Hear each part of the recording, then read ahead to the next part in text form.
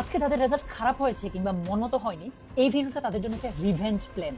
অর্থাৎ এই ভিডিওতে আমি তোমাকে এমন একটা প্ল্যান শেয়ার করব যেটা তুমি কাজে লাগাতে পারলে আজকের এই দুঃখ একদিন আনন্দে পরিণত হবে, গ্যারান্টি। সারা দেশে গড় পাশের হার 68.45%, কমেছে জিপিএ 5 পাশের হার। সুতরাং এই ভিডিওটা শুধুমাত্র তাদের জন্য যাদের আজকের রেজাল্ট মন মতো হয়নি বা আশানুরূপ হয়নি। শোনো ভাই, এই ভিডিওতে আমি কোনো ইমোশনাল কথা বলবো না বা তোমাকে সান্ত্বনা দেওয়ার জন্য তেমন কিছুই বলবো না। আমি তোমাকে বাস্তব কিছু কথা বলবো। প্রথমত, তোমার রেজাল্ট ভালো না হওয়ার কারণে তোমার আত্মীয় স্বজন, বন্ধু বান্ধব, পাড়া প্রতিবেশী, পাশের বাসার আন্টি, এমনকি তোমার নিজের পরিবারের মানুষজনও তোমাকে আগামী কয়েকদিন একটু খোঁচা মেরে কথা বলবে বা একটু ডিফারেন্ট ওয়েতে তোমার সাথে আচরণ করবে। এটা খুবই স্বাভাবিক।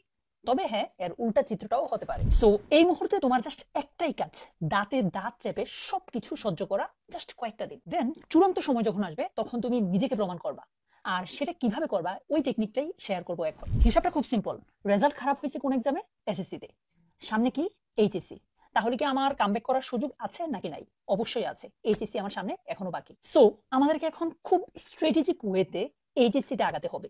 এইচএসসির রেজাল্টটা দিয়ে মূলত আমরা এসএসসি তে যে খারাপ রেজাল্টটা করেছি সেটাকে কভার দিতে হবে। তোমাকে বিষয়টা আরো সহজ করে বোঝানোর জন্য বাস্তব একটা এক্সাম্পল দেই। মনে করো তুমি এইচএসসির পর এডমিশনের জন্য ঢাকা বিশ্ববিদ্যালয়ে ভর্তি হতে চাও।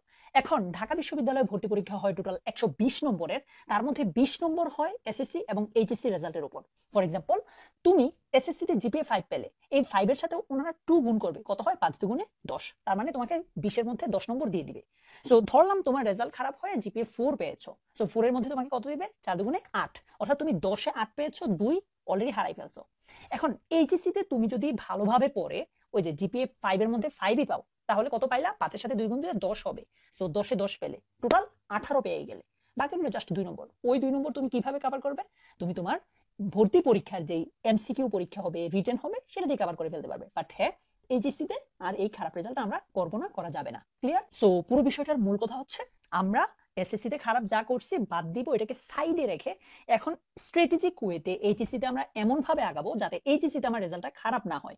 আর এসএসসি তে অলরেডি আমি যে নম্বরটা কম পেয়েছি, এইচএসসি এর পুরো জার্নিতে আমি এমন ভাবে পড়াশোনা করব যাতে এডমিশন টেস্টের পরীক্ষাতে গিয়ে আমি এটা দিয়ে মানে আমার পরীক্ষার নাম্বার দিয়ে এটা কভার দিয়ে দিতে পারি। আশা করি তোমাকে আমি পুরো ক্যালকুলেশনটা বুঝাতে পেরেছি যে আমাদের সামনের দিনগুলোতে কিভাবে আগানো লাগবে। যদি সত্যি নিজেকে প্রমাণ করতে চাও এবং এই চ্যালেঞ্জটা তোমার নিজেকে নিজেই ছুড়ে দিতে চাও, তাহলে কমেন্টে এখনই লিখো অ্যাকসেপ্টেড। একদিন এই লাইনটাই হয়ে যাবে তোমার কামব্যাকের টাইম স্ট্যাম্প। আজকের মতো এই পর্যন্তই। ভিডিওটা তোমার টাইমলাইনে অনলি মি দিয়ে হলেও শেয়ার করে রাখো, যাতে আগামী 1.5-2 বছর পর এইচএসসি রেজাল্টের দিন এই ভিডিওটার সেই কমেন্টটা তোমার সামনে চলে আসে। আর তোমার পরিচিত কোনো বন্ধু বান্ধব যদি এমন থাকে যার রেজাল্টটা খারাপ হয়েছে, তার সাথেও শেয়ার করতে পারো। ভালো থাকো। তোমার সাথে এইচএসসি জার্নিতে আমার দেখা হবে। টাটা।